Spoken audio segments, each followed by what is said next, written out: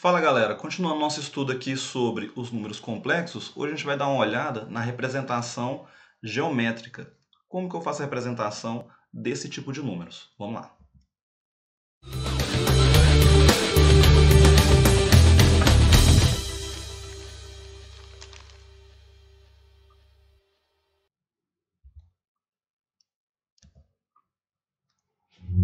Então vamos lá galera, mas antes de começar, senta o dedo no like, se inscreve no canal, ativa as notificações e compartilha com 5, 10 amigos.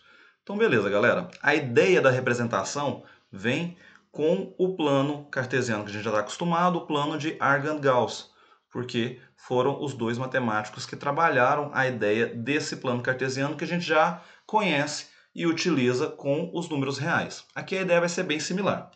No início do século XIX, Gauss observou que assim como cada ponto de uma reta corresponde a um número real, cada ponto no plano podia ser associado a um número complexo também. Convencionou então a associar o número que a gente já conhece, a escrita algébrica dele que a gente viu na última aula. Se você perdeu, olha aí no canal.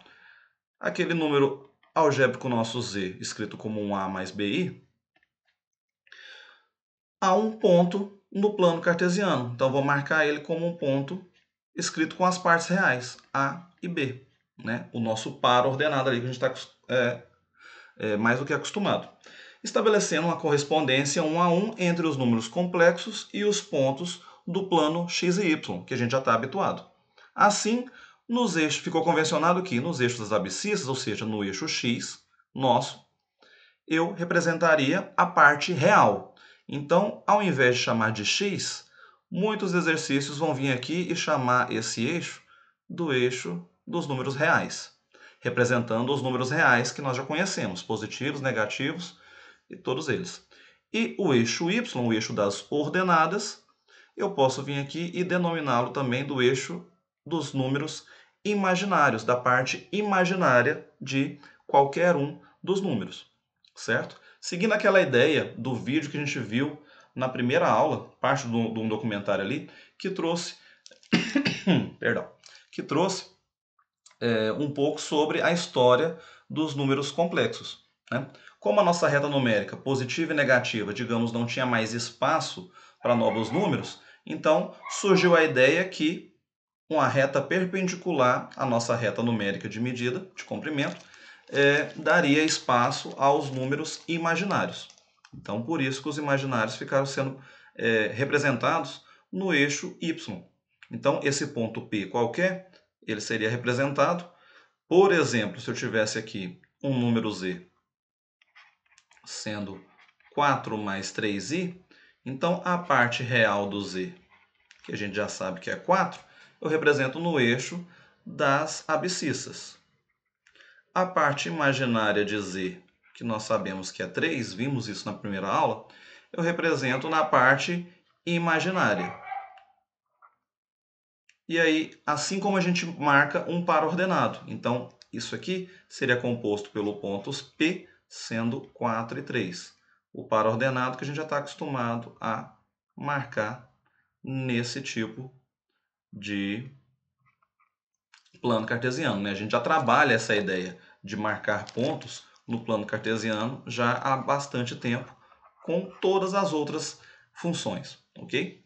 Então, o nosso conjunto C, sempre que eu vou marcar algum dos pontos, como esses que estão aqui, eu vou trabalhar isso no nosso plano cartesiano normal. Então, a gente denomina o conjunto dos números complexos com um C, lembrando que na notação correta, todas as letras que representam um conjunto numérico, ele tem algum traço a mais. Então, o nosso C seria representado dessa forma, ok? É o conjunto dos pares ordenados, A gente pode definir ele como sendo o conjunto dos pares ordenados, A e B, aquele par ordenado ali que a gente consegue marcar, como a gente colocou, um par ordenado A e B, de números reais escritos nessa forma algébrica que a gente está acostumado, um A mais BI, a forma genérica que nós vimos na nossa primeira aula dentro da parte da escrita. Então, a estrutura dos números do conjunto do C fica determinada com as definições de igualdade de dois números complexos, da adição, da multiplicação, que a gente vai ver nos nossos próximos vídeos. Então, vamos representar esses pontos que eu coloquei aqui. Então, vamos representar esse ponto aqui, eu vou chamar de ponto A. Então, 1 da parte real, 3 da parte imaginária. Aqui eu teria o meu ponto A. O meu ponto B, 2 na parte real e 1i, ou seja, 1 na parte imaginária. Aqui nós teríamos o nosso ponto B. Esse ponto C, menos i, ou seja, a parte real, está sendo nula. Assim como a gente marca o par ordenado quando uma das coordenadas é nula, aqui vai seguir a mesma ideia. Então, menos i, só para recordar, né? Eu só tenho a parte imaginária, ela é chamada de imaginário puro, e eu marco em cima do menos 1 na reta y, porque lembra que o y representa para a gente a parte imaginária, e o eixo x das abscissas representa a parte real. Ok? Então, aqui a gente teria o nosso ponto C. O ponto que eu vou chamar de D é o número apenas real, que é o menos 3, então vou marcar no eixo x, aqui o nosso ponto D.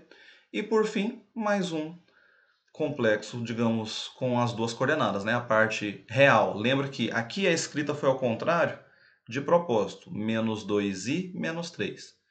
Sempre quem acompanha o i é a parte imaginária, então eu tenho 2 e menos 3. Vamos só mudar a escrita aqui desse d aqui para o lado, para não confundir. Então, tenho menos 3 na parte real, 2 na parte imaginária. Então, aqui nós teríamos, vamos chamar aqui de ponto E. Então, aqui eu teria o meu ponto E. Ok? Então, toda a representação de qualquer número complexo, ele pode ser dado com uma marcação de um par ordenado de números. E uma curiosidade interessante para a gente colocar aqui, uma observação. Estamos acostumados com todos os outros conjuntos numéricos de colocar uma ordem de maior e menor, né? Fazer uma comparação entre eles. Por exemplo, 4 maior que 2 e assim com todos os outros números. Dentro dos números dos complexos, não existe essa relação de ordem. Isso é, não existe um número complexo maior ou menor do que outro.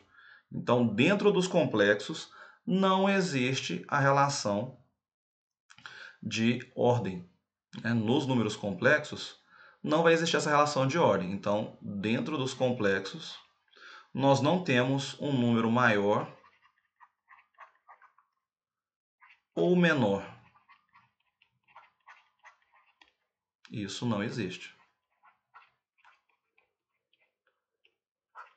Então, não faz sentido, por exemplo, eu virar para vocês e falar: esse ponto A, 1 mais 3i, por exemplo, ele é maior do que o ponto B, 2 mais i. Não existe essa relação de ordem, se o número vai ser maior ou menor dentro do conjunto dos complexos. Beleza, galera? A partir do próximo vídeo, a gente vai ver a ideia de começar as operações básicas. A gente vai começar com adição e subtração de números complexos. Aguardo vocês lá.